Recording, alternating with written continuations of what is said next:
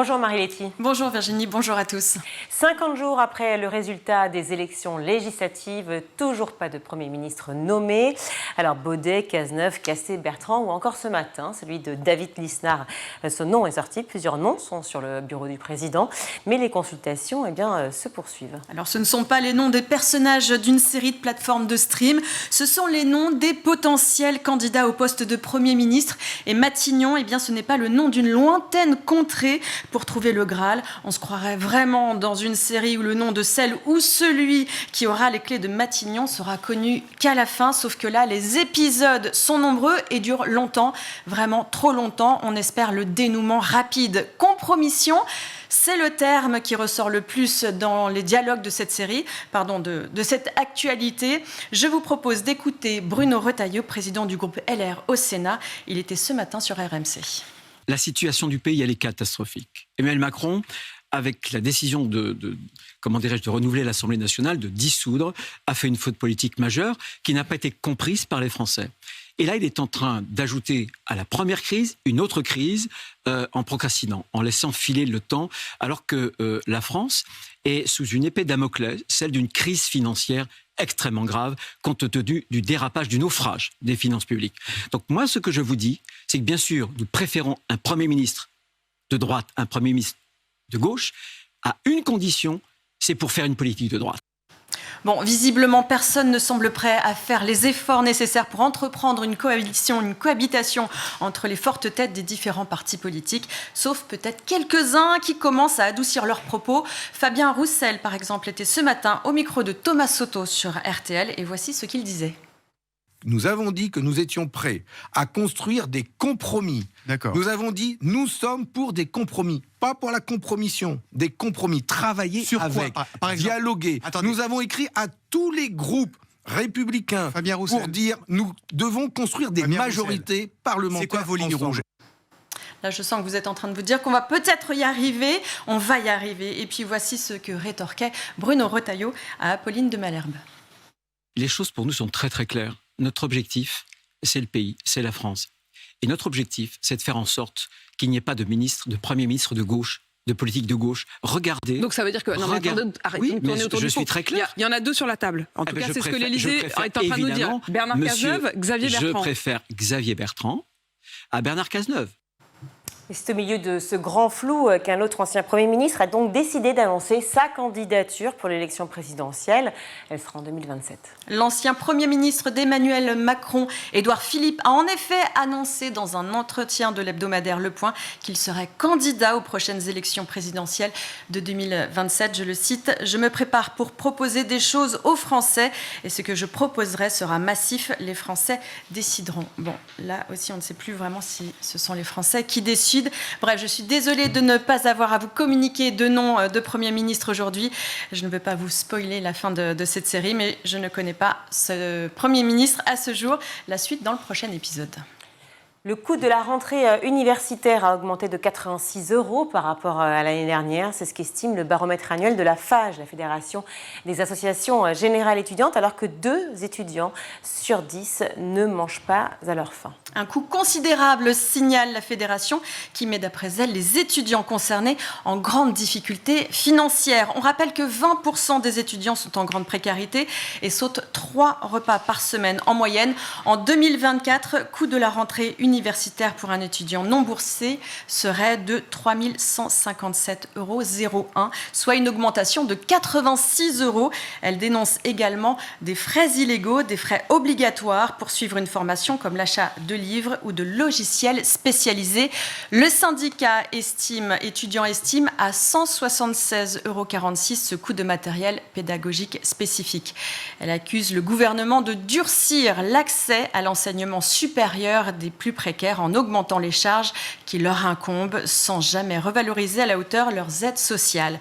Dans son rapport, la FAGE réclame des mesures fortes auprès du gouvernement, comme par exemple des repas Crous à 1 €. La plus grosse dépense reste tout de même le logement. Il est en moyenne de 520 € par mois en région et de 680 € par mois en Île-de-France. Si les étudiants ont la chance de trouver un logement, là aussi c'est un autre problème. Il y a 12% des étudiants qui avouent renoncer à poursuivre poursuivre leurs études à cause de cela. Et ce sera justement l'objet du débat dans quelques minutes sur ce plateau. Sur le plan judiciaire, une maman décide de porter plainte pour violence aggravée contre l'organisme de colonies de vacances où est parti son fils. Il est rentré couvert de bleu. Camaret-sur-Mer, dans le Finistère, paraissait être une destination rêvée pour une dernière semaine de vacances d'été pour ce jeune garçon. Mais Jean, 11 ans, il y a vécu un véritable cauchemar. Il est revenu couvert d'hématomes. Il a avoué à sa mère tous les sévices qu'il avait subis pendant 7 jours, matin, midi et soir. D'autres enfants de la colonie, l'enfant était frappé dès le réveil.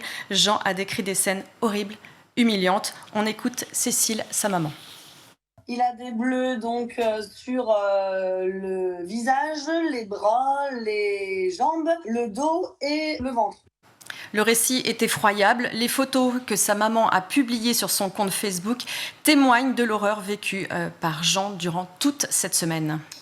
Et que répondent les organisateurs de cette colonie de vacances ? On ne peut pas avoir les yeux partout, répondent-ils. Pourtant, l'enfant avait signalé à plusieurs reprises être victime de violences de la part d'autres enfants, mais les animateurs n'ont visiblement pas réagi. Cécile, sa maman, a donc décidé de porter plainte, mais elle ne s'attend pas à beaucoup de réactions de la part de la justice contre les agresseurs de son fils.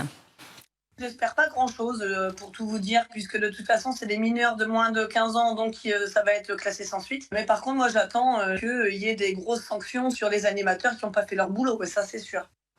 Nous rappelons que le 30-18 est là pour signaler tous les harcèlements, que ce soit en milieu scolaire ou autres subis par les mineurs. Et évidemment, on pense aussi à la famille.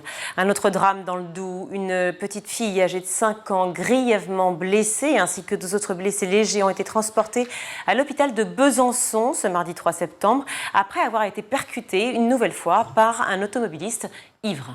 Alors qu'un groupe d'enfants âgés de 3 à 5 ans traversait la rue pour se rendre à la cantine, un homme de 70 ans a percuté de plein fouet le groupe.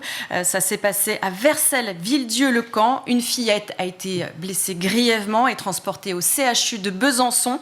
Un autre enfant ainsi que l'accompagnatrice auraient été blessés plus légèrement. Le conducteur, quant à lui, a été stoppé par les témoins de la scène quelques mètres plus loin.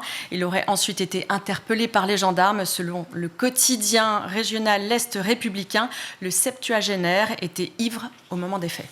Et on termine avec les Jeux paralympiques de Paris qui se poursuivent. Près de 200 000 billets ont été distribués aux écoles et certaines classes ont le privilège de pouvoir assister aux épreuves. Ces billets ont été distribués aux élèves dans le cadre du programme Ma classe en jeu, récompense notamment pour leurs projets menés pour soutenir le développement quotidien de la pratique sportive à l'école et renforcer les objectifs d'inclusion, de santé et d'engagement citoyen attachés aux Jeux de Paris 2024. Hier, des élèves de primaire ont assisté aux épreuves de paradressage au château de Versailles. Le paradressage, pour vous rappeler, c'est la seule épreuve d'équitation paralympique. Les cavaliers doivent effectuer des figures, faire danser leur cheval avec ou sans musique selon les épreuves. Et ces élèves ont vraiment trouvé ça impressionnant. On les écoute. Vraiment, c'est impressionnant parce qu'avec leur handicap, ils ont réussi à faire du cheval et c'est impressionnant, vraiment. Moi, je trouve que c'est très beau et très impressionnant. Ouais, moi, c'est impressionnant. Cette opération permet notamment la promotion du sport pour tous, l'inclusion dans le milieu scolaire et de participer surtout à une sortie scolaire inédite. Qu'en pensez-vous ?